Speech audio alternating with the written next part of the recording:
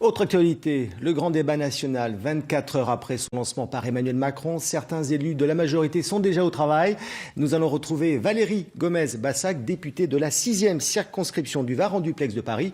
Bonsoir madame, merci d'être avec nous. Vous avez, j'imagine, regardé au moins une partie de la longue intervention du chef de l'État hier soir. A-t-il regonflé le moral des troupes dont vous faites partie ?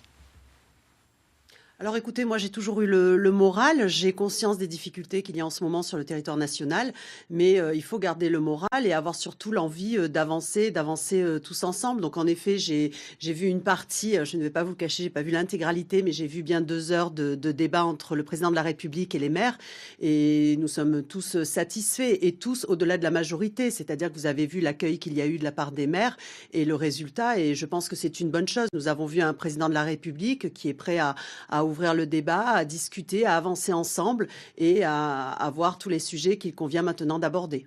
Dans votre circonscription, comment ce grand débat va-t-il se dérouler? Est-ce que les maires vont jouer le jeu? Alors écoutez, je pense, pour certains, ils seront facilitateurs, c'est-à-dire qu'ils se sont engagés à mettre à disposition des lieux, du matériel, etc. Pour d'autres, ils comptent avoir une part active dans l'organisation de débats. Pour ma part, je pense également en organiser au moins 2 sur la circonscription.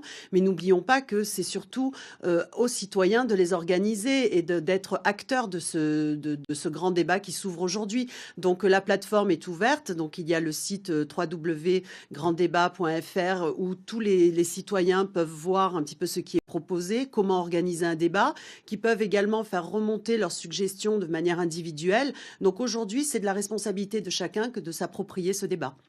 Les députés de la majorité sont devenus les principales cibles des manifestants. Comment expliquez-vous cette montée de l'antiparlementarisme en France ? Je crois que c'est le résultat de 30 ans de politique où on n'a pas su écouter, on n'a pas su faire. Donc nous, il était dans notre ADN d'écouter les citoyens, mais nous sommes peut-être allés trop vite, nous avons peut-être pas assez expliqué. Mais bon, maintenant, le tout est de se tourner vers le futur et d'essayer d'avancer et d'en tenir compte. Il ne faut pas arrêter le débat aux Gilets jaunes. D'ailleurs, il faut que tous les citoyens fassent savoir leurs attentes, leurs revendications et ce qui fonctionne aussi, parce qu'il n'y a pas que du négatif. Mais en 2017, l'Assemblée nationale se voulait très représentative de la société française, très homogène. C'était l'objectif d'En Marche. Pourquoi n'avez-vous pas vu monter cette colère des Français ?